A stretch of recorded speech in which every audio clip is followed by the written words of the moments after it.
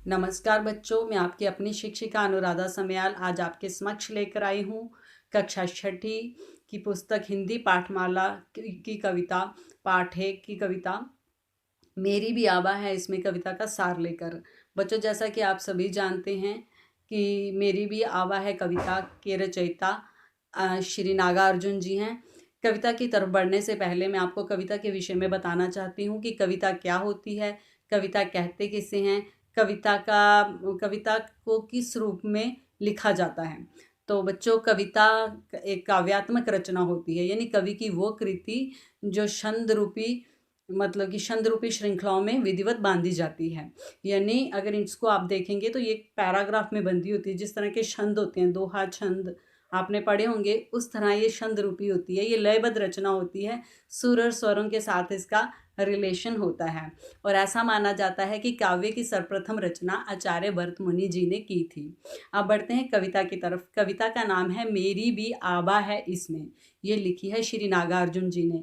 बच्चों, आपको पता होना चाहिए कि नागार्जुन जी जो हैं प्रकृति प्रेमी रहे हैं। इनकी रचनाएं, ज़्यादातर रचनाएं जो होती हैं प्रकृति से संबंधित होती हैं, नेचर से संबंधित। तो ये कविता भी कुछ ऐसी ही है। जैसे कि कविता का शीर्षक है मेरी भी आभा है इसमें। बच्चों, आभा का अर्थ होता है चमक। ओके, अब हम बढ़ते हैं कविता की तरफ। जैसे कि कविता की शुरुआत होती है, ये जो विशाल भूखंड चमक रहा है इसमें मेरी भी आबा है। नए गगन में नया सूरज जो चमक रहा है, ये विशाल भूखंड आज जो दमक रहा है, मेरी भी आबा है इसमें। कवि का कहने का अर्थ ये है कि स्वतंत्रता प्राप्ति के बाद जो भारत में इतनी प्रगति हुई है, इतनी प्रोग्रेस की है, इसमें कहीं ना कहीं कवि अपना भी योगदान मानते हैं।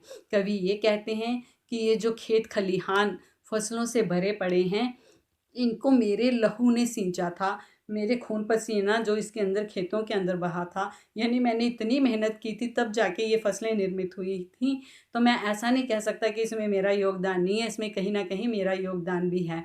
और वो ये कहते हैं कि ये जो चारों तरफ आज हम देख रहे हैं कि हर तरफ जो सुंदर सुंदर फूल खिले हुए हैं, ये जो बंजर धरती थी, जो बिल्कुल वीरान सी धरती थी, आज सुंदर सुंदर फूलों से भरी पड़ी है। तो कल इनको मेरे सपनों ने नहलाया था, यानी मैंने कुछ सपने देखे थे, वो सपने आज फलीभूत हुए हैं मेरी मेहनत से। यानी कवि के कहने का अभिप्राय ये है कि समाज में जितनी भी प्रोग्रेस हुई है, इसमें कहीं ना कहीं मेरा भी योगदान है। कहने का भाव ये है कि समाज में कोई भी प्रोग्रेस होती है तो हम ये नहीं कह सकते कि इसमें किसी असाधारण व्यक्ति का योगदान होता है।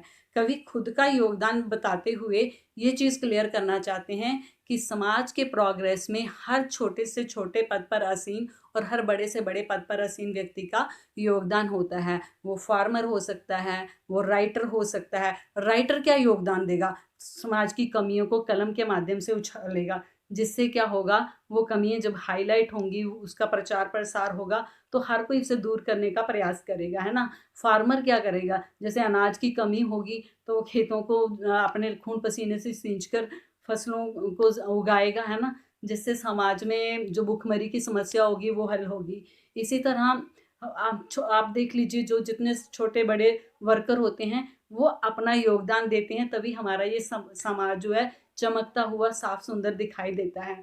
तो कवि यही कहना चाहते हैं कि हर तरफ जो इतनी प्रोग्रेस हुई है, हर तरफ जो हम इतनी सुंदरता देख रहे हैं, ये जो नया सूरज चमक रहा है, यानी आज़ादी के बाद जो मुझे एक चमक दिखाई दे रही है, एक परिवर्तन दिखाई दे रहा है, इसमें कहीं ना कहीं मेरा भी योगदान है। ये जो धरती, ये जो विशाल भूखंड जो है ये चमक रहा है, इसमें मैंने भी कुछ ना कुछ अपना योगदान दिया है, मैंने भी कुछ ना कुछ अपना कार्य किया है।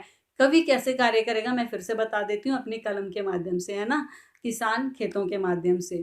तो ये चीज़ यहाँ पर बताई गई है। एक ही चीज़ पर बार बार कवि ने योगदान जोर दिया है, जो बार बार बात कही है कि समाज की हर प्रोग्रेस में हर किसी का योगदान होता है और उस प्रोग्रेस में कवि अपना भी योगदान मानते हैं। तो ये था कविता का सार। यानी सार क्या होता है, मेन किस चीज़ पर बल दिया गया है। पूरी कविता में बहुत कुछ आपको देखने को मिलता है, किसी भी कविता को लीजिए, लेकिन सार में बात आती है कि मेन पॉइंट क्या है जिस पर फोकस किया गया, और वो ये पॉइंट लिया गया कवि के द्वारा कि इसमें मेरा भी योगदान है। किनका योगदान? कवि नागार्जुन जी अपना भी इसमें योगदान मानते हैं। तो ये था कविता का सार। धन्यवाद।